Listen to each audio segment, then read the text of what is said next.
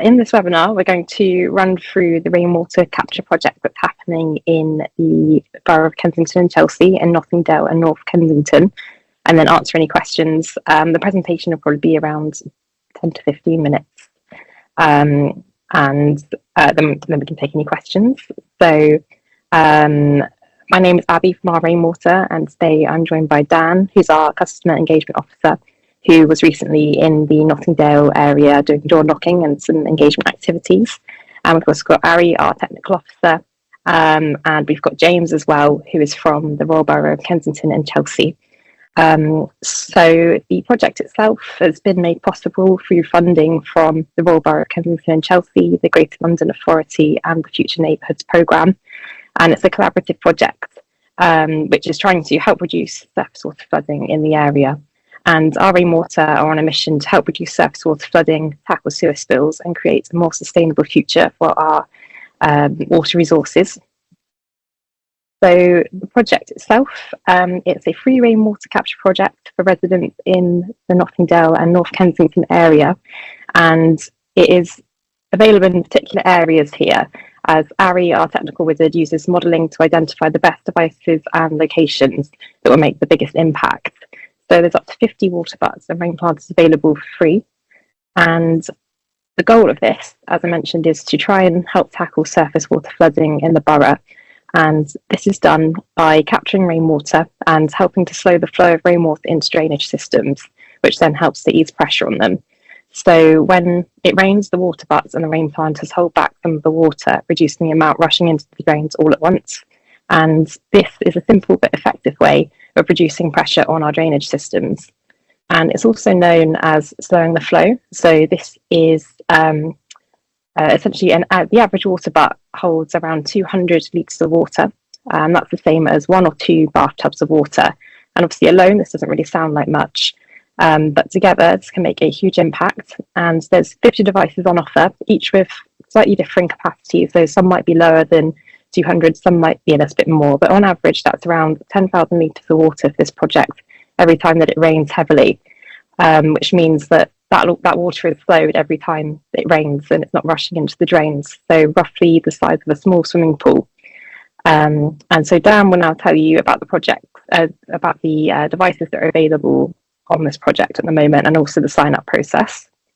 Yeah, so there's, as you can see, there's 3 different devices here, and they may look similar-ish in size, but I guess that's cropping of the photo and whatnot, but they all are to fit various sizes, specifically the gardens and sort of patio spaces in Kensington and Chelsea do have some space constraints, so that has been factored in. So we have some like slimline one, like you can see the one that you can see on the right, and then a sort of shorter, smaller one in the middle, and then a larger attenuation one. They vary from 300 litres capacity to 180 litres capacity with varying attenuation. So some of them have water for reuse, but it's mostly for attenuation, whereas the one on the right has no water for reuse. It's an attenuation device only. Next slide, Abby. Thank you. So generally how the process works and how it's been going in Kensington and Chelsea is residents sign up, whether that's with me in person or through when they've seen it online. They give their name, email address and their address, and that tells them whether their address falls within the campaign target area. And if they are in the area, then they're invited to upload some photos of their downpipes. And the reason we do this is so that we can assess whether the downpipe is eligible, so whether we can actually fit something, whether there's space, whether there's sort of cross connections, that sort of thing, and then we can remotely tell people whether they're eligible or not for the scheme. We then sort of figure out which device will fit in their space, and then we invite them to book an installation slot. So usually once we've got everyone signed up, we send out a notification and people can book their preferred hour slot usually, and then yeah, that's pretty much it on the sign up process. Perfect, thanks Dan. So why is this project happening? So during 2021 there was terrible flooding that impacted the area, with over 500 properties flooded and it included homes, businesses, charities, and council buildings as well. And it impacted 76 streets, causing huge upheaval to local residents. With, I think, schools impacted and youth centres, and forced many people from their homes as well.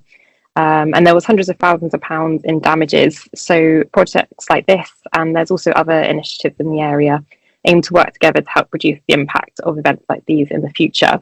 And whilst one project alone is not going to cure the problem, it's hoped that collective efforts will help raise awareness and also make the area more kind of flood prepared. And I don't know if James, if you wanted to jump in here with anything. This is part of our local flood risk management strategy for the area. We're doing lots in kind of different parts, installing SUDs in schools and housing estates on the highway. But we acknowledge that actually private properties, roofs from private properties make up quite a significant proportion. So it's a great project to look at incentivizing sustainable water management within those private spaces, and see what the take up is of that within the area. Potentially look to expand it in the future, but also just getting people aware of water management. So it's for me, it's really difficult to engage with communities and residents that haven't directly themselves been impacted by flooding, but actually they're part of the wider picture of flood risk management, and they may need to, if they're more aware of what the impact is for their neighbours and what they can potentially do about it, and be incentivized to do that, then actually it's a great project overall. Yeah, definitely. It's really interesting as well, I think, seeing the community response. Dan's got a lot of insights around that from the door knocking and the in-person activities, which is really good to see. So the next couple of slides, we've got a sign up QR code. So this would take you through the sign up process. You scan this one, takes you through to the sign up page, and then in just a couple of clicks, essentially, you can submit your information and then find out if you're in a eligible project area.